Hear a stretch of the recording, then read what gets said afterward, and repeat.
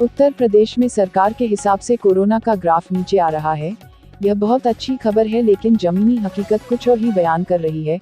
वास्तव में जमीनी हकीकत इससे बहुत ज़्यादा फर्क कर रही है। अगर अस्पतालों, शमशान घाट, कब्रिस्तानों का दृश्य देखा जाए और गांव, कस्बों, मोहल्लों का हाल लिया जाए तो सरकारी आंकड़ों में खेल का पता साफ चलता है।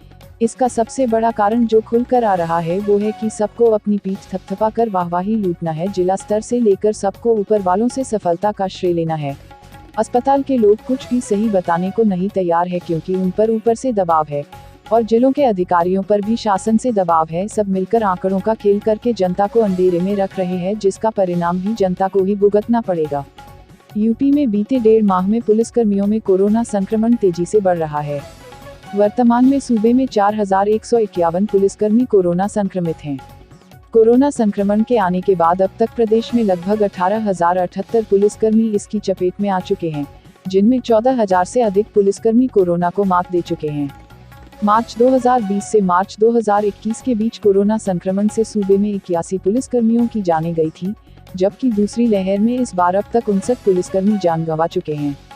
उत्तर प्रदेश की योगी सरकार का दावा है कि टेस्ट, ट्रैक, ट्रीट के मूल मंत्र को अपनाकर कोरोना महामारी पर काबू पाने में सफल हो रहे हैं। प्रदेश में 6 दिनों में रिकॉर्ड 50,000 केस कम हुए हैं। वहीं यूपी से आधी जनसंख्या वाले महाराष्ट्र व दिल्ली में कोरोना बेकाबू है। इन दोनों राज्यों में यूपी से 2 गुना केस पाए जा रहे हैं। इंसानों पर कहर बरपाने वाले कोरोना वायरस ने अब जंगल के राजा शेरों पर भी कहर बरपाना शुरू कर दिया है।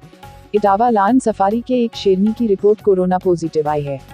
2 शेरनियों की तबीयत बिगड़ने के बाद सफारी से 14 शेरों के सैंपल जांच के लिए IVRI बरेली भेजे गए थे, जिसमें एक शेरनी जेनिफर की रिपोर्ट पॉजिटिव आई है। एक शेरनी गौरी की जांच संदिग्ध है, बाकी 12 की रिपोर्ट नेगेटिव है। जांच रिपोर्ट की पुष्टि बरेली के संयुक्त निदेशक ने कर दी है। वहीं इस पूरे मामले पर इटावा लायन सफारी अधिकारी कुछ भी बोलने को तैयार नहीं है। भारत और ब्राजील में कोरोना वायरस के बढ़ते मामलों का कहर देखने को मिल रहा है। इन दोनों ही देशों में मरने वालों का आंकड़ा तेजी से बढ़ रहा है। ऐसे में दोनों ही देशों के राजनीतिक नेतृत्व पर गैर जिम्मेदाराना रवैया अपनाने के आरोप लग रहे हैं। मेडिकल जर्नल नेचर ने अपने संपादकीय में आरोप लगाया है कि भारत और ब्राजील ने वैज्ञानिकों की सलाह को नजरअंदाज किया है, जिसके चलते दोनों ही देश इस समय विपत्ति का सामना कर रहे हैं। नेचर के मुताबिक भारत और ब्राजील के नेताओं ने वैज्ञानिकों की सलाह नहीं मानी, जिसके चलते लाखों लोगों के जीवन को नुकसान पहुंचा है। सुप्रीम कोर्ट के पूर्व जज जस्टिस MY इकबाल का आज 70 साल की उम्र में निधन हो गया। न्यायमूर्ति सेवानिवृत्त इकबाल मद्रास उच्च न्यायालय के मुख्य न्यायाधीश थे। दिसंबर 2012 में वह भारत के सर्वोच्च न्यायालय के न्यायाधीश बने और फरवरी 2016 में सेवानिवृत्त हुए। 10 दिन पहले उनकी तबीयत अचानक बिगड़ गई थी, जिसके बाद उन्हें दिल्ली के मेदांता में भर्ती कराया गया था, जहां उन्होंने अंतिम सांस ली। उत्तर प्रदेश के मथुरा जनपद में कोरोना वायरस से 367 लोगों के संक्रमित होने की पुष्टि हुई, जिनमें बाल सुधार गृह के 55 बच्चे शामिल हैं। वहीं गत 24 घंटे में जिले में 5 संक्रमितों की मौत हुई है। इस बीच एक दिन पूर्व कोरोना संक्रमित पाए गए राज्य के दुग्ध विकास, पशुधन एवं मत्स्य पालन मंत्री चौधरी लक्ष्मी नारायण की पत्नी व पूर्व जिला पंचायत अध्यक्ष ममता चौधरी सहित परिवार के 11 अन्य सदस्यों के भी संक्रमित होने की पुष्टि हुई है। जिला स्वास्थ्य शिक्षा एवं सूचनाधिकारी जितेंद्र कुमार सिंह ने यह जानकारी दी।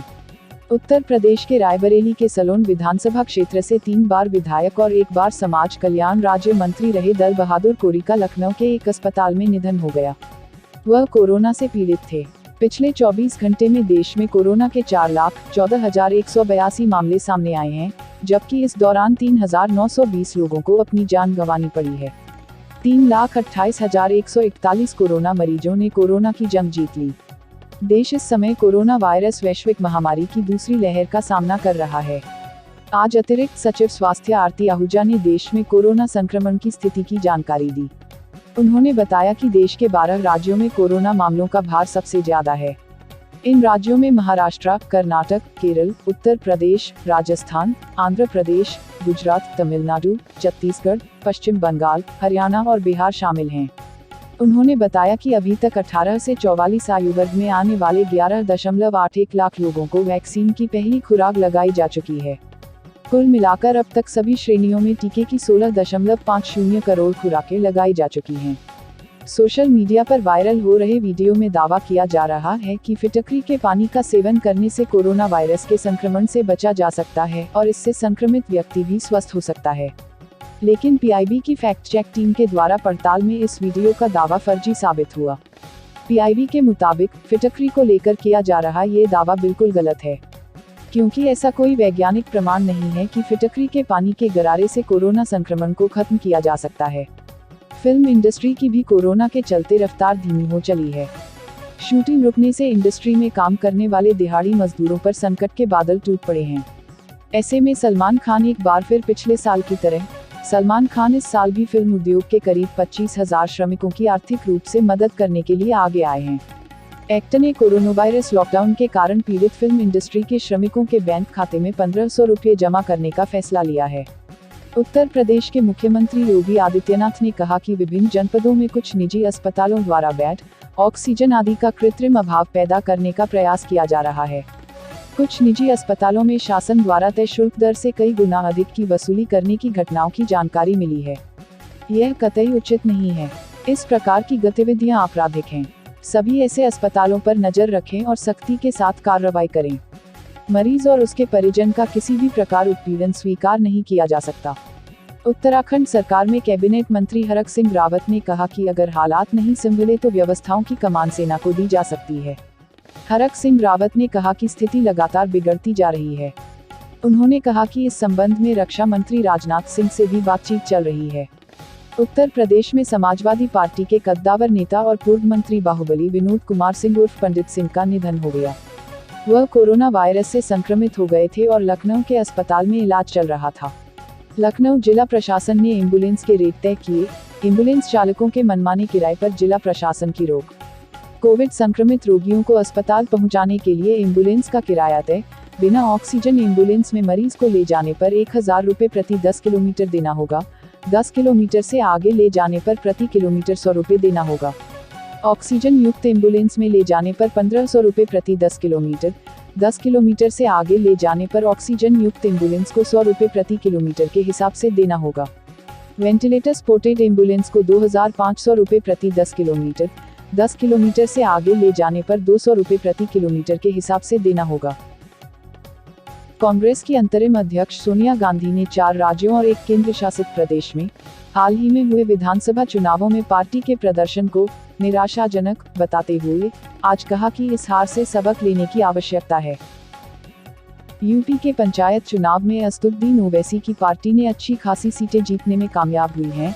ओवैसी ने अपनी पार्टी एआईएमआईएम से यहां लगभग 220 जिला पंचायत सीटों पर अपने प्रत्याशी उतारे थे, जिनमें से 22 सदस्य ने इस चुनाव में अपनी जीत दर्ज की है। एम्स प्रशासन ने कोरोना वायरस के संक्रमित अंडरवर्ल्ड डॉन राजेंद्र निखलजे उर्फ छोटा राजन की मौत की खबरों का खंडन किया है।